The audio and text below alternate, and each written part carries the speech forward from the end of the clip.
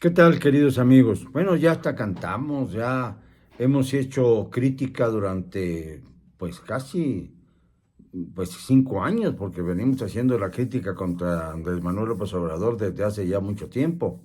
Es cierto que me causó cierta euforia el que hubiese recuperado el señor López Obrador cierto cauce después del despilfarro priista. Es inadmisible el triunfo de la antihistoria que se dio en 2012. Es algo que será difícil contar a nuestros hijos y nietos, pero al final de cuentas se dio. Y luego pues vino López Obrador con la bandera de la anticorrupción y de la honestidad valiente, como repetía desde que fue jefe de gobierno de la Ciudad de México, del entonces Distrito Federal. Pues uno pues también festejamos la victoria de este personaje porque por fin llegaba la izquierda al poder, o la supuesta izquierda. Pero bastó muy poco. Antes de que tomara posesión como presidente de la República, ya estaba insultando a los periodistas, ya estaba descalificándonos, concretamente, entre otros, a los miembros de mi familia, a mi hijo y a mí, mejor dicho. Y se fue dando una situación de confrontación entre lo que decía y no hacía y entre lo que decían los periodistas y eran manchillados por ello.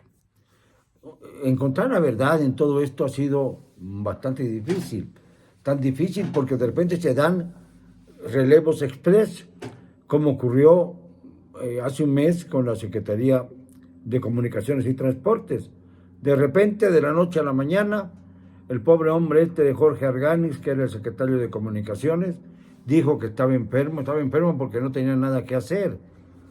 Las obras las realiza la Sedena, como el propio secretario se quejó hace algunos meses y dijo, bueno, si esto me cuesta la chamba, ni modo, pero tengo que decirlo. Ya los ingenieros y arquitectos que están a cargo de la Secretaría, que podemos utilizarlos para realizar las obras magnas del señor López Obrador, pues están como si estuvieran en la banca en un partido de fútbol. Y entonces, pues dijo, si esto me cuesta la chamba, ¿qué le vamos a hacer? Y pasaron nada más unos cuantos meses para que fuera nombrado en noviembre, hace exactamente un mes, Jorge Nuño Lara como secretario de Comunicación, y su primera aparición pública fue el domingo, hace unos días, para, junto con Claudia Sheinbaum, la única, la hechicera Claudia Sheinbaum. Digo la hechicera porque se disfrazó de hechicera el otro día para participar en una de esas cadenas universales o no sé qué, de esas cibernéticas extrañas.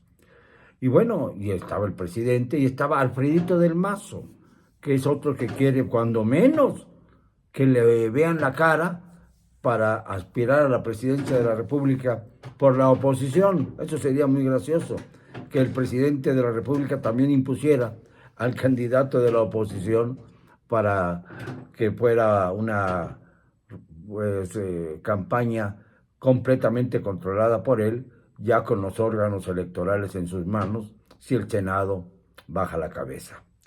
En esto estamos, en eso está el país, en el filo muy delgado de la autocracia.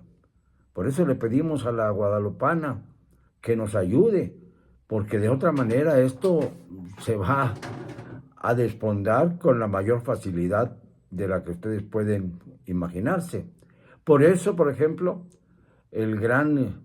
digamos, la gran piedra angular sobre la que se construyó Morena en cuanto a ideología y en cuanto a perspectivas, don Porfirio Muñoz Ledo, a él sí le pongo el don, dijo que hay que llevar a proceso, como ocurrió en Perú, al presidente López Obrador, que ya es necesario iniciar un proceso contra él por las tantas violaciones a la Constitución. Se habla de que es un violador serial de las leyes, un hombre que es capaz de cualquier cosa, de modificar sus criterios de acuerdo a sus conveniencias, de reformar lo que le gusta que sea afín a sus criterios y a sus ambiciones personales. El día de hoy, el día 12 de diciembre, no dio conferencia de prensa. No la dio porque sencillamente dijo que con ello pues respetaba las tradiciones mexicanas, guadalupanas en este caso. Él es un farsante, ¿eh? No es católico, no cree en el Sagrado Corazón de Jesús que utiliza como detente, no. Él usa los símbolos religiosos cuando le conviene atraerse a las masas.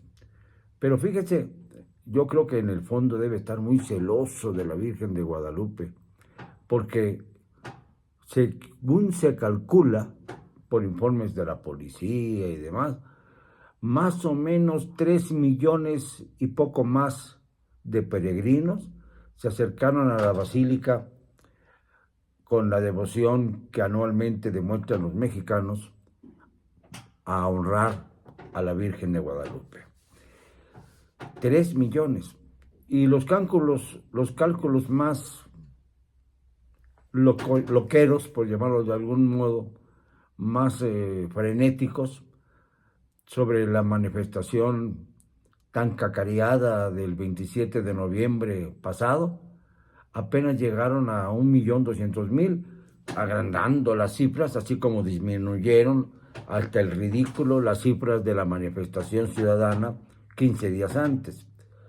De cualquier manera, López Obrador, en competencia con la Virgen de Guadalupe, perdió estrepitosamente 3-1, considerando las cifras oficiales sobre la manifestación a la que hacemos referencia, porque yo no creo en esas cifras oficiales.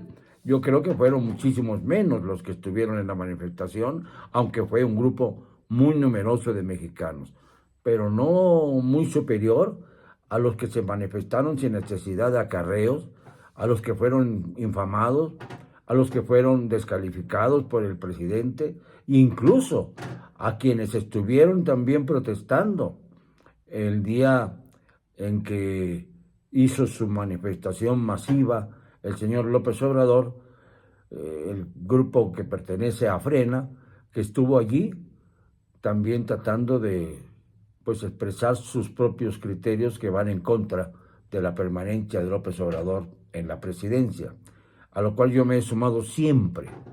Lamentablemente, pues también en este tipo de movilizaciones hay mucha actitud de revancha y de ambiciones, y eso pues desgraciadamente imposibilita la posibilidad de que se unan todas las organizaciones que desean el fin de esta pseudo dictadura de Andrés Manuel López Obrador, que por cierto, si el señor Muñoz Ledo pide proceso para él, como ocurrió en Perú con el señor Pedro Castillo, que además dio lugar a que llegara a la presidencia del Perú una dama, Dina Boluarte, pues es por algo lo dice, ¿no? Se siente que ya llegó un momento en que el límite se ha rebasado y que incluso, pues dentro del Congreso, ni siquiera todos los morenistas están a favor del presidente. Dicen respetarlo, pero en el fondo disienten. Claro que yo no creo que el Congreso mexicano tenga la misma fuerza que el Congreso peruano, porque allá sí se respetan las instituciones. En México todos siguen dependiendo del poder presidencial. Esto es lamentable porque la primera oferta que hizo antes de hablar del combate a la corrupción fue de que cambiaría el sistema político mexicano. Y AMLO no cumplió, como no ha cumplido nada. Ahí se retrató supuestamente en la construcción del tren de la Ciudad de México a Toluca. Y se ve lo mismo que hemos estado viendo hace ya 5 años, la misma estructura, la misma lentitud para acabar las obras. Que no nos sigan engañando. no me van a callar, eso sí, te los aseguro. Y lo digo con cero cobardía.